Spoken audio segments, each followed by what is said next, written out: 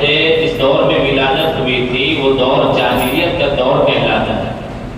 جاہلیت کا دور کہلاتا ہے، اس لیے کہ جہالت اپنے بالکل شباب پر تھی، جہالت شباب پر تھی، تاریکی تھی، اندھیری تھی۔ کون سی ایسی برائی تھی جو عرب کے لوگوں میں موجود نہ ہو؟ کون سے ایسا عیب تھا،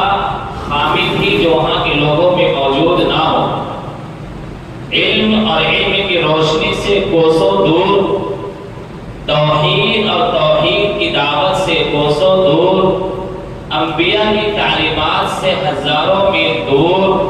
اللہ رب العزت کی ہدایت سے کوسوں میل دور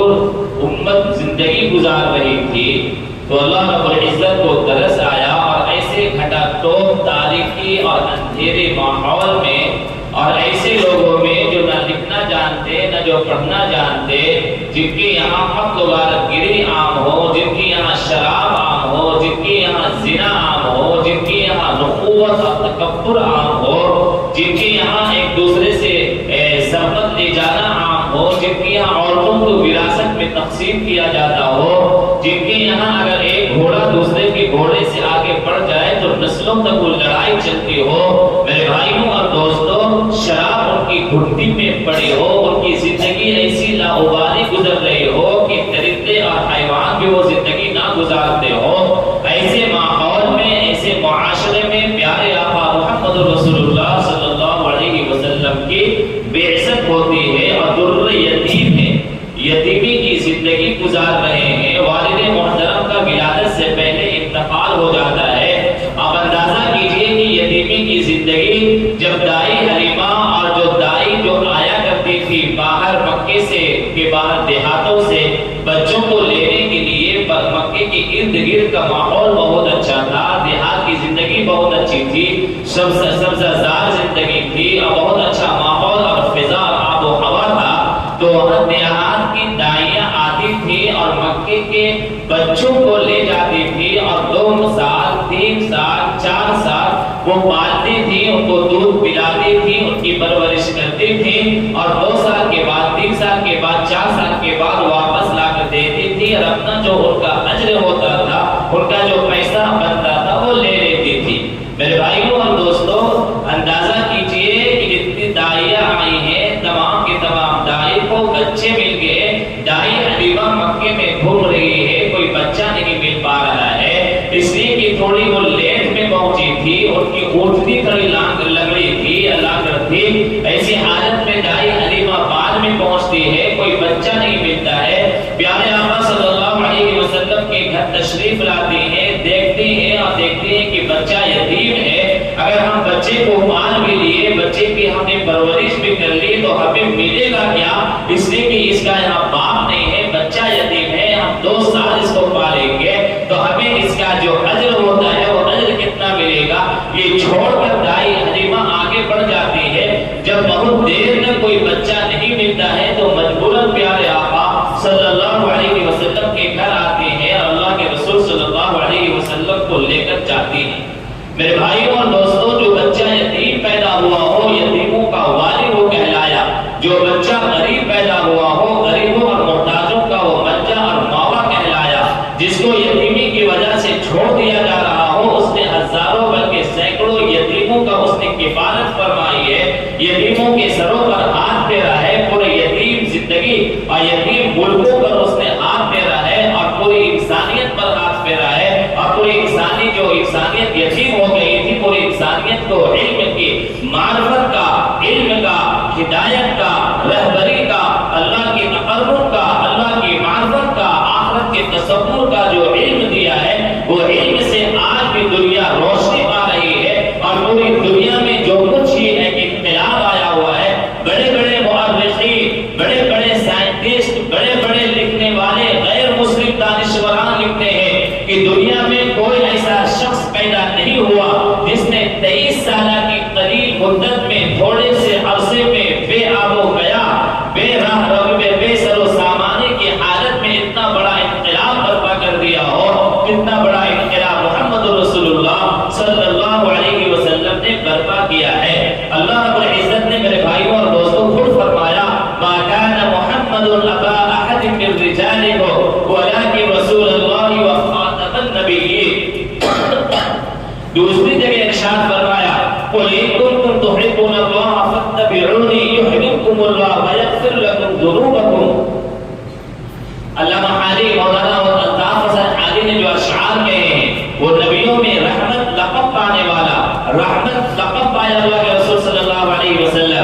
انسانوں کے لیے رحمت ہے، حیوانوں کے لیے رحمت ہے، جانوروں کے لیے رحمت ہے، جناتوں کے لیے رحمت ہے، پوری کائنات کے لیے اللہ کے رسول صلی اللہ علیہ وسلم رحمت ہے۔ اللہ کے رسول صلی اللہ علیہ وسلم کے اخلاق، ان کی نرم دلی، ان کی محبت کا عالم یہ تھا کہ انسان تو انسان، جانور بھی پیارے آقا صلی اللہ علیہ وسلم کے قدموں میں آ کر گر گراتا تھا اور اپنے مالک کی ظلم زیادتی کی شکایت کرتا تھا اور پیارے آقا صلی اللہ علیہ وسلم سے فریاد رسی کرتا تھا۔ وہ نبیوں میں رحمت لقب پانے والا، مرادیں غریبوں کی بر لانے والا، اللہ کے رسول صلی اللہ علیہ وسلم خود بھوکے ہیں، خود پیٹ میں پتھر باندھے ہوئے ہیں، خود بھوکے ہیں، یہاں تک کہ روایت میں لکھنے والے لکھتے ہیں مؤرخ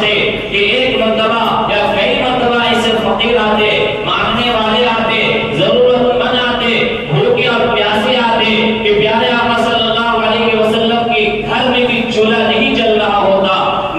ایک ایک مرتبے میں 9 بیویاں ہیں، 9 گھرانے ہیں، ایک فقیر آتا ہے 9 گھرانوں میں دستک دیتا ہے اور پیارے آقا نے اپنے خادم کو 9 گھروں میں بھیجا، کسی بھی گھر میں سے کوئی کھانا نہیں آیا، لیکن اللہ کے رسول صلی اللہ علیہ وسلم اس فقیر کی حاجت روائی فرمائی، اس کی مرادیں پوری کی اور اس بھوکے کو کھانا کھلایا اور خود بھوکے رہے اور اس کو وہاں سے چلتا کیا۔ وہ رحمت و نبیوں میں رحمت لقب پانے والا، مرادیں غریبوں کی بر لانے والا، مصیبت میں غیروں کے کام آنے والا، وہ اپنے پرائے کا غم کھانے والا، وہ اپنے پرائے کا غم کھانے والا۔ غم ایسا کھاتے تھے، ایسا غم دور کرتے تھے، ایسا اپنائیت کرتے تھے میرے بھائیوں اور دوستوں کہ کٹر سے کٹر بھی ایک دشمن پیارے آقا صلی اللہ علیہ وسلم کی شفقت کو دیکھ کر، مہربانی کو دیکھ کر، یہودی کا واقعہ آپ کو یاد ہوگا، یہودی کے بچے کا واقعہ یاد ہوگا، ایک یہودی کا بچہ پیارے آقا صلی اللہ علیہ وسلم کی خدمت میں آتا تھا، اللہ کے رسول سے باتیں کرتا تھا، اپنے دکھ درد بتاتا تھا، اپنے حالات کے بارے میں بتاتا تھا، پیارے آقا صلی اللہ علیہ وسلم اس بچے کو اوپر شفقت فرماتے، محبت فرماتے، وہ بچہ بیمار ہو گیا، کئی دن اللہ کے رسول کی خدمت میں نہیں آیا، پیارے آقا صلی اللہ علیہ وسلم اس یہودی بچے کے گھر عیادت کرنے کے لیے گئے، اللہ کے رسول صلی اللہ علیہ وسلم، اس کی ماں، اس کے باپ، یہودی بچے کے باپ، یہودی بچے کی ماں سب موجود ہے اور پیارے آقا صلی اللہ علیہ وسلم اس کے سرہانے بیٹھ گئے، اس کی عیادت کر رہے ہیں، کافی بیمار ہے، آخری وقت ہے،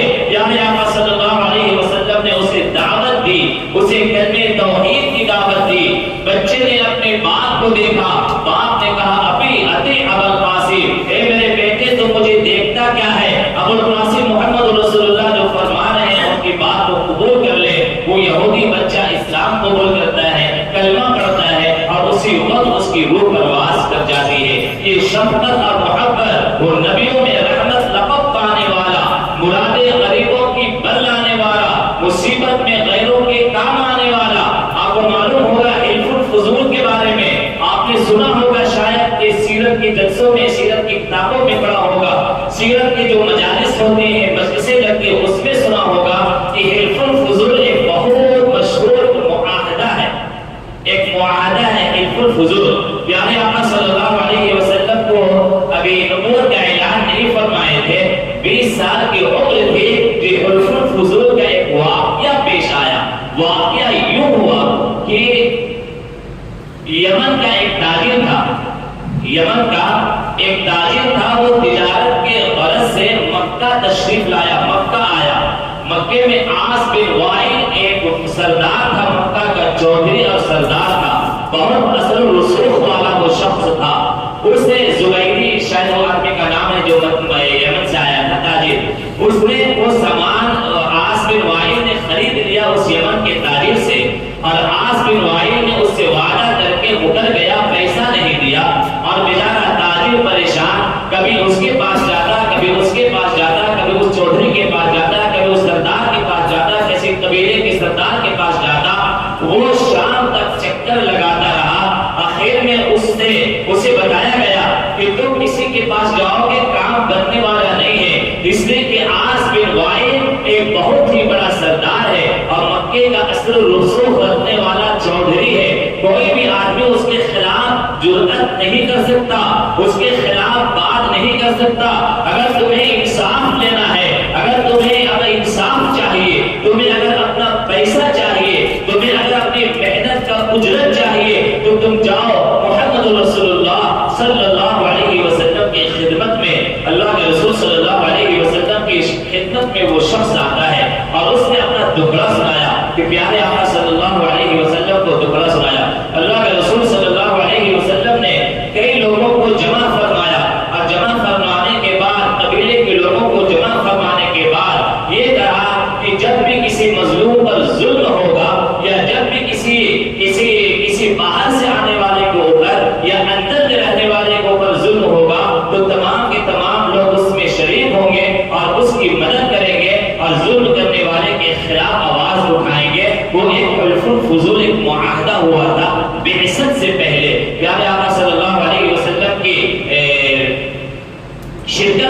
وہ معاہدہ ہوا اور سارے لوگ بڑے بڑے سردار وہاں موجود تھے اور تمام سردار مل کر آس بن وائل سے وہ جو ہے یمن کے تاجر کا اس کو روپیہ پیسہ اس کا جو کچھ ہوتا تھا دلایا. اتنا بڑا معاہدہ تھا حلف الفضول کہ اللہ کے رسول صلی اللہ علیہ وسلم فرماتے تھے کہ حلف الفضول جو معاہدہ ہوا تھا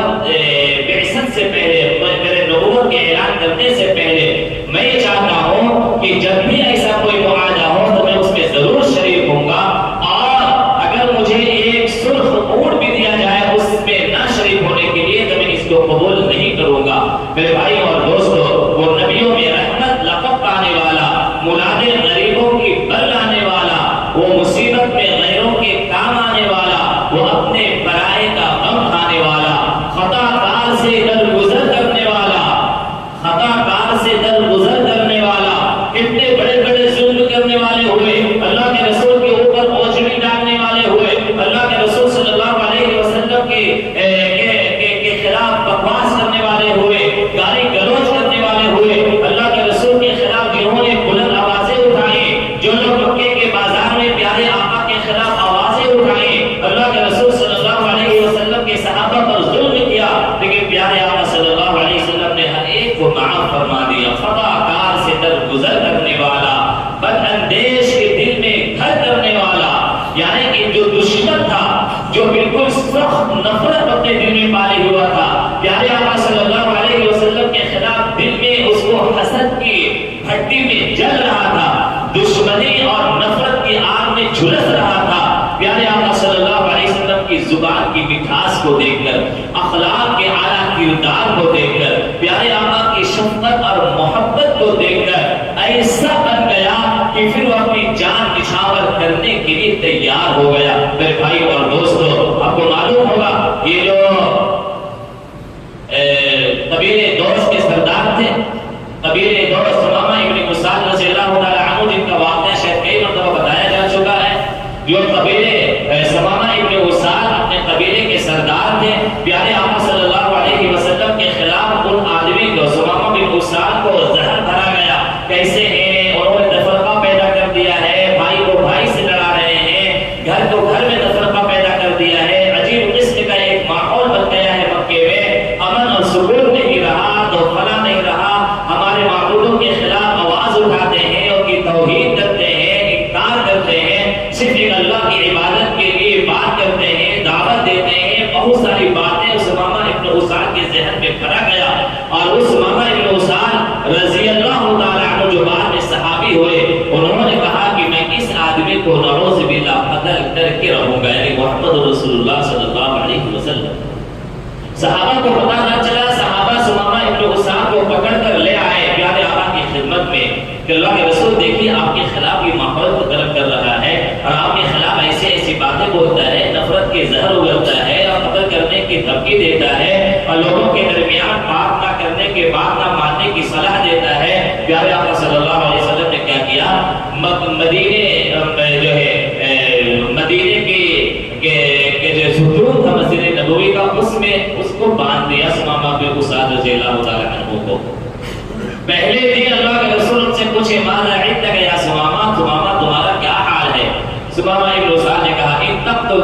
زاد من و ان تعفو فانک انت مکرم. اگر آپ قتل کرنا چاہیں تو آپ مجھے قتل کر سکتے ہیں، اس لیے کہ میں قتل کا سزاوار ہوں، اور اگر آپ معاف کرنا چاہیں تو آپ بہت ہی پاکیزہ اور قریب النفس انسان ہیں، آپ کی ذات بہت قریب ہے. دوسرے دن میں اللہ کے رسول نے یہی پوچھا ماذا عندک یا سمامہ، اے سمامہ تمہارا کیا حال ہے؟ انہوں نے وہی جواب دیا. تیسرے دن پیارے آقا صلی اللہ علیہ وسلم پوچھنے کے لیے گئے ماذا عندک یا سمامہ، اے سمامہ تمہارا کیا حال ہے؟ سمامہ ابن اساد رضی اللہ تعالیٰ عنہ نے فرمایا کہ پیارے آقا صلی اللہ علیہ وسلم حال تو بعد میں پوچھیے گا، میری زندگی کے بارے میں بعد میں پوچھیے گا، اپنے دست مبارک بڑھائیے، میں اپنے دست مبارک آپ کے دست مبارک پر اپنا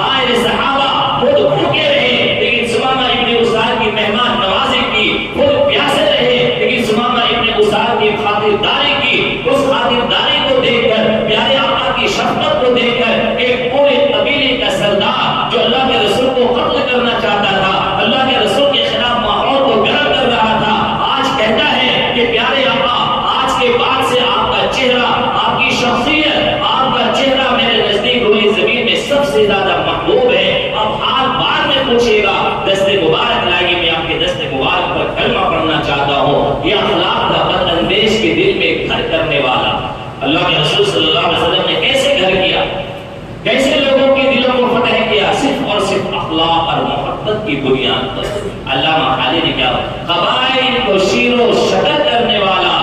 عرب میں ایک دوسرے سے دشمنی، ایک دوسرے سے بغض، ایک دوسرے سے دوری، ایک دوسرے کی دشمنی، ایک دوسرے کو مار دے قتل کرنے کا احساس، ایک دوسرے کو ختم کرنے کا ایک شوق اور جذبہ پیارے آقا صلی اللہ علیہ وسلم نے تمام قبائل کو شیر و شکر ایک کر دیا، اور ایسا کر دیا کہ دوسرے کو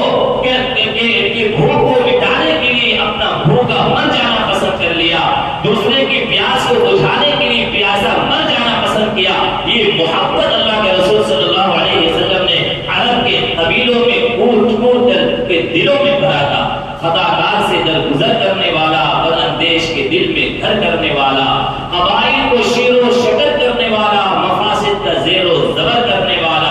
جہاں پہ قتل تھی، جہاں پہ خونریزی تھی، جہاں شراب بھٹی میں پڑی ہوئی تھی، جہاں عورتوں کو وراثت میں تقسیم کیا جاتا تھا، جوئے میں عورتوں کو ہارا جاتا تھا۔ میرے بھائی اور دوستوں، اس عرب کی زندگی کو بدل کر، پورے ماحول کو بدل کر، وہ عرب کا ایسا ماحول بنا دیے پیارے آقا صلی اللہ علیہ وسلم نے کہ ہر آدمی دوسرے کی اتنی عزت کرنے لگا۔ ایک عورت کی اتنی عزت ہو گئی، ایک عورت کی اتنی عزت ہو گئی کہ ایک عورت رات کی تاریکی میں جا رہی ہے، مکے کی مدینے کی سڑک میں عمر فاروق رضی اللہ تعالیٰ عنہ اپنا بھیس بدل کر رات کی تاریکی میں عورت سے پوچھتے ہیں، اے عورت مجھے ڈر نہیں لگتا ہے کہ تم رات کی تاریکی میں تنہا سفر کر رہی ہو؟ اس عورت نے کہا یا تو حضرت عمر مر چکے ہیں یا پھر تم خود حضرت عمر ہو، اس لیے کہ حضرت عمر کے رہتے ہوئے کسی بھی شخص کی ہمت نہیں کہ وہ عورت کو چھیڑ دے۔ یہ ماحول، یہ تربیت کس نے دی تھی؟ پیارے آقا صلی اللہ علیہ وسلم نے وہ تربیت دی کہ صحابہ کی وہ تربیت ہوئی جنہوں نے برائی کو ایسا مٹایا کہ لوگوں کو برائی کرنا تو کیا، برائی کو سننا گوارا نہیں ہوتا تھا۔ میرے بھائی اور دوستو، پیارے آقا صلی اللہ علیہ وسلم کی تربیت، پیارے آقا کی اخلاق، عمر فاروق رضی اللہ تعالیٰ عنہ کا قول ہے جب بیت المقدس فتح کرنے گئے، بیت المقدس کی چابیاں ملنے کے لیے جو عمر فاروق رضی اللہ تعالیٰ عنہ کو بلایا گیا، عمر فاروق رضی اللہ تعالیٰ عنہ تشریف لے جا رہے ہیں بیت المقدس فلسطین، اس لیے کہ کئی سالوں کے بعد بیت المقدس کی چابی آج مسلمانوں کے حوالے ہو رہی ہے۔ اس وقت عمر فاروق رضی اللہ تعالیٰ عنہ نے جو بات کہی تھی میرے بھائی اور دوستو، وہ بات ہمارے لیے آئینہ دار ہے، وہ بات ہمارے لیے دلوں میں آب زر سے لکھنے کے قابل ہے، اور وہی وہ بات ہے جس کی بنیاد پر صحابہ نے دنیا میں وہ کامیابی اور فتح نصیب فرمائی تھی جو ہم لوگ تصور بھی نہیں کر پا رہے ہیں۔ عمر فاروق رضی اللہ تعالیٰ عنہ کو کسی صحابی نے مشورہ دیا کہ عمر فاروق آپ بیت المقدس جا رہے ہیں، یہ عیسائیوں کے بڑے بڑے سردار وہاں موجود ہیں، آپ کے کپڑے میں پیوند لگے ہوئے ہیں، کپڑا تو صحیح پہن لیتے، آپ تھوڑا کپڑا صحیح پہن لیجیے، کپڑے میں پیوند لگے ہوئے ہیں۔ میرے بھائی اور دوستوں، عمر فاروق رضی اللہ تعالیٰ عنہ نے جواب دیا کہ اللہ رب العزت نے ہمیں جو عزت دی ہے وہ صرف اور صرف محمد رسول اللہ صلی اللہ علیہ وسلم کی اتباع اور پیروی کی وجہ سے دی ہے۔ اللہ رب العزت نے ہمیں جو عزت دی ہے وہ صرف اور صرف محمد رسول اللہ صلی اللہ علیہ وسلم کی اتباع اور پیروی سے دی ہے۔ اگر اس کے علاوہ کسی اور طریقے سے عزت تلاش کرو گے، یاد رکھو دنیا میں ذلیل ہو جاؤ گے۔ کیا سنہری بات، تاریخی بات ارشاد فرمائی۔ میرے بھائی اور دوستو، عمر فاروق رضی اللہ تعالیٰ عنہ نے آگے فرمایا کہ ہمیں تو جاہلیت میں جب کلمہ نصیب نہیں ہوا تو ہمیں تو اونٹ بھی چرانا نہیں آتا تھا۔ آج اللہ رب العزت نے محمد رسول اللہ کی اتباع کے ذریعے سے مدینے کے اور مکہ کا بادشاہ ہمیں عطا فرمائی ہے، لوگوں کی رہبری اور روحوں کو ہدایت کا ذریعہ بنایا ہے۔ یہ صرف اور صرف محمد رسول اللہ